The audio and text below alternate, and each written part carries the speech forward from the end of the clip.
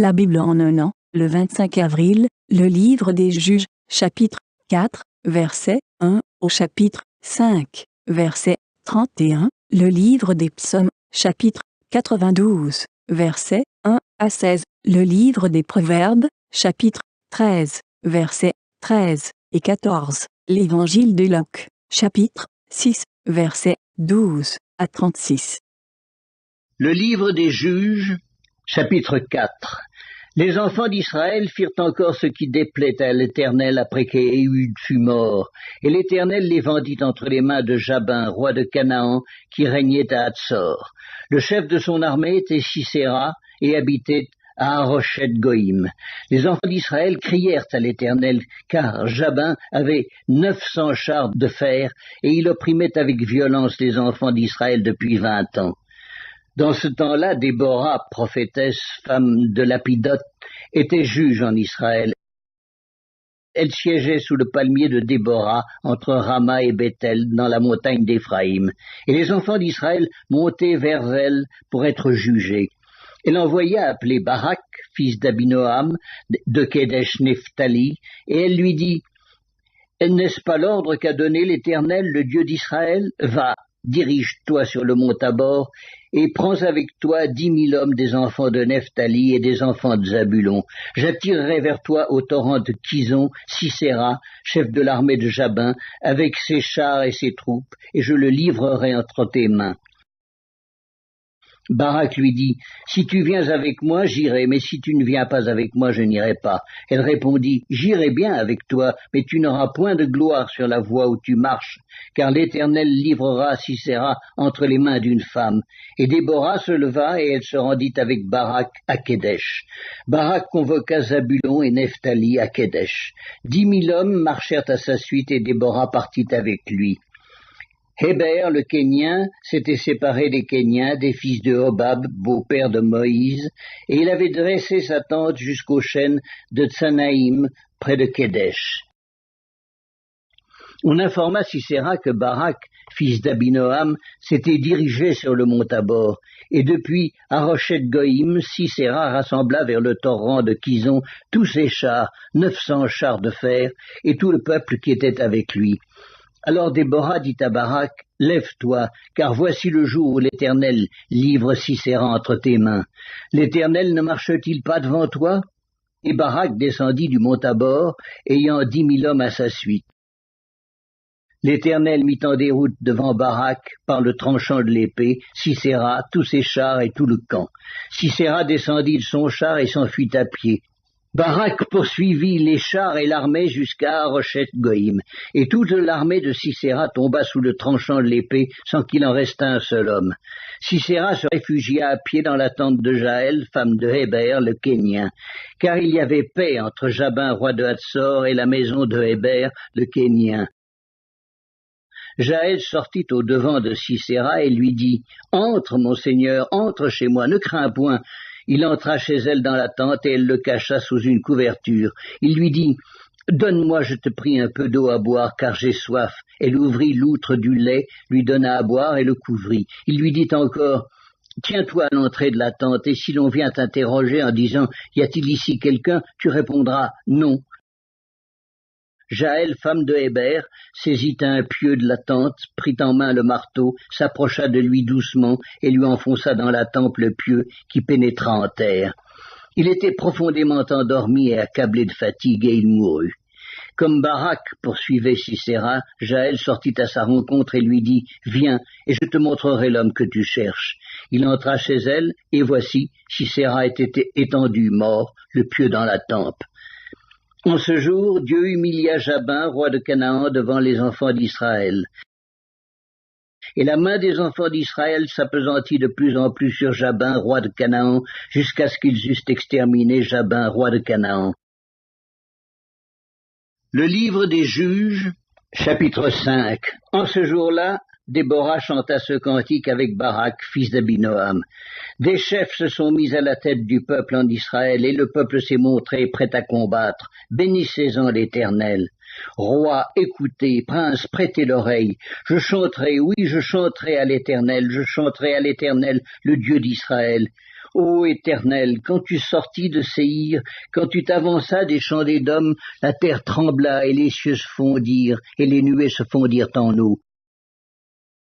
Les montagnes s'ébranlèrent devant l'Éternel, ce Sinaï devant l'Éternel, le Dieu d'Israël. Au temps de Shamgar, fils d'Anath, au temps de Jaël, les routes étaient abandonnées, et ceux qui voyageaient prenaient des chemins détournés. Les chefs étaient sans force en Israël, sans force. Quand je me suis levé, moi, Déborah, quand je me suis levé comme une mère en Israël, il avait choisi de nouveaux dieux. Alors la guerre était aux portes. On ne voyait ni bouclier ni lance chez 40 milliers en Israël. Mon cœur est aux chefs d'Israël, à ceux du peuple qui se sont montrés prêts à combattre. Bénissez l'Éternel. Vous qui montez de blanches ânesses, vous qui avez pour siège des tapis et vous qui marchez sur la route, chantez, que de leur voix les archers du milieu des abreuvoirs célèbrent les bienfaits de l'Éternel, les bienfaits de son conducteur en Israël. Alors le peuple de l'Éternel descendit aux portes. Réveille-toi, réveille-toi, Déborah, réveille-toi, réveille-toi, dis un cantique, lève-toi, Barak, et emmène tes captifs, fils d'Abinoam. Alors un reste du peuple triompha des puissants. L'Éternel me donna la victoire sur les héros. D'Éphraïm arrivèrent les habitants d'Amalek. À ta suite marcha Benjamin parmi ta troupe. De Makir vinrent des chefs et de Zabulon des commandants. Les princes d'Issachar furent avec Déborah, et Issachar suivit Barak, et il fut envoyé sur ses pas dans la vallée. Près des ruisseaux de Ruben, grandes furent les résolutions du cœur. Pourquoi es-tu resté au milieu des étables à écouter le bêlement des troupeaux? Au ruisseau de Ruben, grandes furent les délibérations du cœur. Galaad, au-delà du Jourdain, n'a pas quitté sa demeure. Pourquoi donc s'est-il tenu sur ses navires? Hazer s'est assis au rivage de la mer et s'est reposé dans ses ports. Zabulon est un peuple qui affronta la mort, et Nephtali de même sur les hauteurs des champs. Les rois vinrent, ils combattirent, alors combattirent les rois de Canaan, à Taanac, aux eaux de Megiddo. Ils ne remportèrent nul butin, nul argent. Des cieux ont combattu, de leur sentier les étoiles combattirent contre Sisera. Le torrent de Kison les a entraînés, le torrent des anciens temps, le torrent de Kison. Mon âme foule aux pieds les héros. Alors les talons des chevaux retentirent à la fuite précipitée de leurs guerriers. Maudissez mes roses, dit l'ange de l'Éternel, maudissez, maudissez ses habitants, car ils ne vinrent pas au secours de l'Éternel parmi les hommes vaillants. Béni soit entre les femmes Jaël, femme de Héber, le Kénien. Béni soit-elle entre les femmes qui habitent sous les tentes. Il demanda de l'eau, elle a donné du lait, dans la coupe d'honneur, elle a présenté de la crème. D'une main, elle a saisi le pieu, et de sa droite le marteau des travailleurs. Elle a frappé Sisera, lui a fendu la tête, fracassé et transpercé la tempe. Au pied de Jaël, il s'est affaissé, il est tombé, il s'est couché. À ses pieds, il s'est affaissé, il est tombé. Là où il s'est affaissé, là il est tombé sans vie. Par la fenêtre, à travers le treillis, la mère de Sisera regarde et s'écrie « Pourquoi son char tarde-t-il à venir? Pourquoi ses chars vont-ils si lentement ?» Les plus sages d'entre ces femmes lui répondent, et elle se répond à elle-même « Ne trouve-t-il pas du butin? Ne le partage-t-il pas? Une jeune fille, 2 jeunes filles par homme, du butin en vêtements de couleur pour Sisera, du butin en vêtements de couleur brodés, un vêtement de couleur, 2 vêtements brodés pour le coup du vainqueur. Périssent ainsi tous tes ennemis, ô Éternel. Ceux qui l'aiment sont comme le soleil quand il paraît dans sa force. » Le pays fut en repos pendant 40 ans. Psaume 92. Psaume, cantique pour le jour du sabbat. Il est beau de louer l'Éternel et de célébrer ton nom, ô Très-Haut, d'annoncer le matin ta bonté et ta fidélité pendant les nuits, sur l'instrument à 10 cordes et sur le luth, au son de la harpe. Tu me réjouis par tes œuvres, ô Éternel, et je chante avec allégresse l'ouvrage de tes mains. Que tes œuvres sont grandes, ô Éternel, que tes pensées sont profondes. L'homme stupide n'y connaît rien, et l'insensé n'y prend point garde. Si les méchants croissent comme l'herbe, si tous ceux qui font le mal fleurissent, c'est pour être anéantis à jamais. Mais toi, tu es le Très-Haut, à perpétuité, ô Éternel, car voici tes ennemis, ô Éternel, car voici tes ennemis périssent. Tous ceux qui font le mal sont dispersés, et tu me donnes la force du buffle. Je suis arrosé avec une huile fraîche. Mon œil se plaît à contempler mes ennemis, et mon oreille à entendre mes méchants adversaires. Les justes croissent comme le palmier, ils s'élèvent comme le cèdre du Liban. Plantés dans la maison de l'Éternel, ils prospèrent dans les parvis de notre Dieu. Ils portent encore des fruits dans la vieillesse, ils sont pleins de sève et verdoyants pour faire connaître que l'Éternel est juste. Il est mon rocher, et il n'y a point en lui d'iniquité.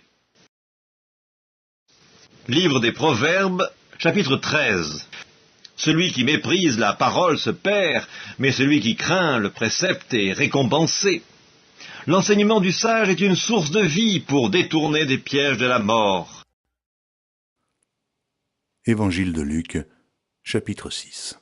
En ce temps-là, Jésus se rendit sur la montagne pour prier, et il passa toute la nuit à prier Dieu. Quand le jour parut, il appela ses disciples, et il en choisit 12, auxquels il donna le nom d'apôtres. Simon, qu'il nomma Pierre, André, son frère, Jacques, Jean, Philippe, Barthélemy, Matthieu, Thomas, Jacques, fils d'Alphée, Simon, appelé le Zélote, Jude, fils de Jacques, et Judas Iscario, qui devint traître.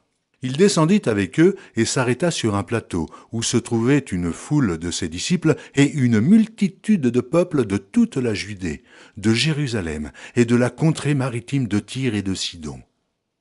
Ils étaient venus pour l'entendre et pour être guéris de leur maladie. Ceux qui étaient tourmentés par des esprits impurs étaient guéris, et toute la foule cherchait à le toucher, parce qu'une force sortait de lui et les guérissait tous. Alors, Jésus, levant les yeux sur ses disciples, dit « Heureux, vous qui êtes pauvres, car le royaume de Dieu est à vous. Heureux, vous qui avez faim, maintenant, car vous serez rassasiés. Heureux, vous qui pleurez maintenant, car vous serez dans la joie. Heureux serez-vous lorsque les hommes vous haïront, lorsqu'on vous chassera, vous outragera, et qu'on rejettera votre nom comme infâme à cause du Fils de l'homme. Réjouissez-vous en ce jour-là et tressaillez d'allégresse, parce que votre récompense sera grande dans le ciel, car c'est ainsi que leur père traitait les prophètes. Mais malheur à vous, riches, car vous avez votre consolation. Malheur à vous qui êtes rassasiés, car vous aurez faim. Malheur à vous qui riez maintenant, car vous serez dans le deuil et dans les larmes. Malheur lorsque les hommes diront du bien de vous, car c'est ainsi qu'agissait leur père à l'égard des faux prophètes. Mais je vous dis à vous qui m'écoutez, aimez vos ennemis, faites du bien à ceux qui vous haïssent, bénissez ceux qui vous maudissent, priez pour ceux qui vous maltraitent. Si quelqu'un te frappe sur une joue, présente-lui aussi l'autre. Si quelqu'un prend ton manteau, ne l'empêche pas de prendre encore ta tunique. Donne à quiconque te demande, et ne réclame pas ton bien à celui qui s'en empare. Ce que vous voulez que les hommes fassent pour vous, faites-le de même pour eux. Si vous aimez ceux qui vous aiment, quel gré vous en sera-t-on? Les pécheurs aussi aiment ceux qui les aiment. Si vous faites du bien à ceux qui vous font du bien, quel gré vous en sera-t-on? Les pécheurs aussi agissent de même. Et si vous prêtez à ceux de qui vous espérez recevoir, quel gré vous en sera-t-on? Les pécheurs aussi prêtent aux pécheurs afin de recevoir la pareille. Mais aimez vos ennemis. Faites du bien et prêtez sans rien espérer. Et votre récompense sera grande, et vous serez fils du Très-Haut, car il est bon pour les ingrats et pour les méchants. Soyez donc miséricordieux, comme votre Père est miséricordieux.